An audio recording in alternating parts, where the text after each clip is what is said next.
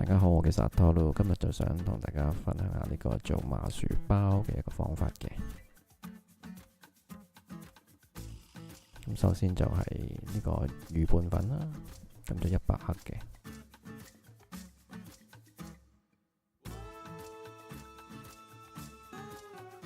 跟住係雞蛋1隻，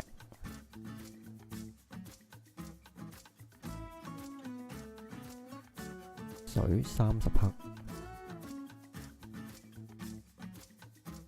跟住呢牛油呢，我哋首先用隔熱水呢就整溶佢先嘅。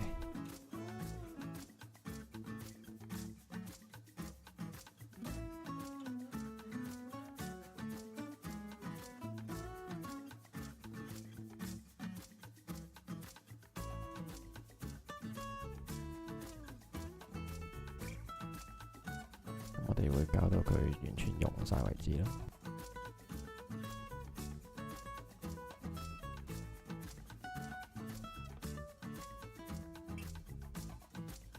咁我將溶咗牛油咧，全部倒落去就得㗎啦。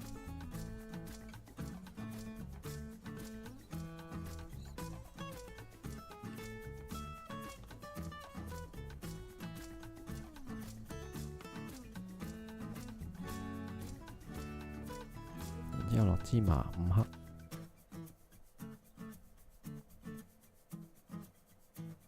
跟住呢，就將所有整嘅材料攪勻呢，就已經 OK 㗎啦。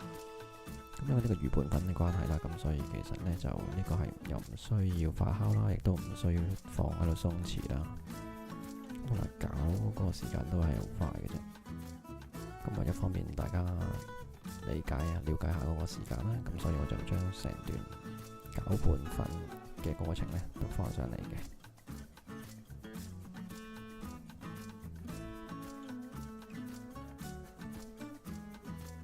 其實最主要呢，都係將呢啲白色嘅粉啦，全部呢要攪溶晒佢。咁呢搞到最終嘅狀態呢，就係見唔到白色嘅一粒粒嘅粉嘅。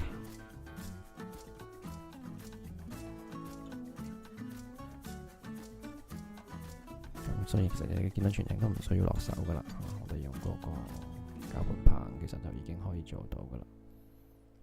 咁大概成個撈粉嘅過程都係2分零鐘到嘅啫。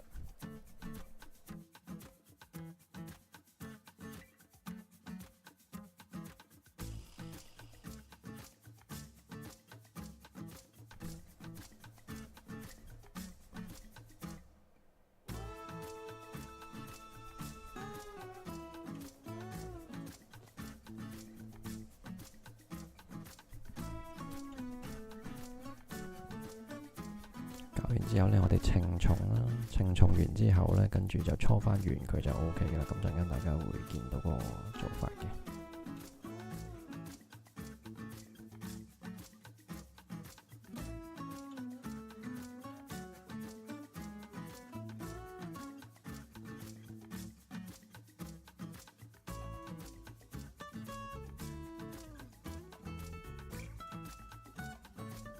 我哋個盤上面就鋪一張牛油紙。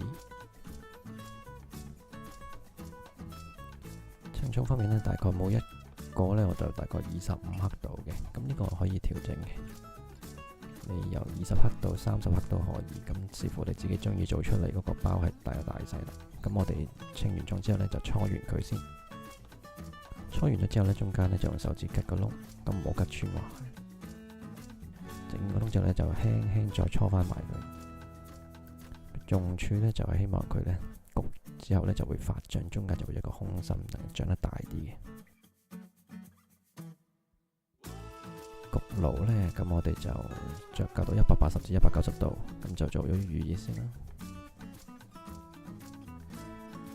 預熱完之後呢，我哋就可以放入去開始焗噶啦。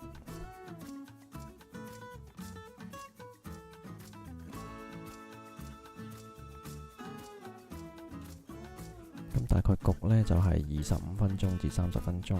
咁當然要視乎翻個焗爐啦，每個焗爐可能啲溫度有少少唔同嘅。咁個時間就需要做翻調整啦。咁焗到見到金黃色嘅話呢，咁我哋就可以攞出嚟噶啦。咁而家呢個見到呢，就係我哋頭先做咗空心嘅，用手指夾住個窿。呢個呢就係冇吉到窿嘅，純粹搓完嘅啫。咁你見到呢個實心嘅口感會唔同，咁睇下大家中意邊一種口感啦。今日嘅分享就到呢度，多謝大家。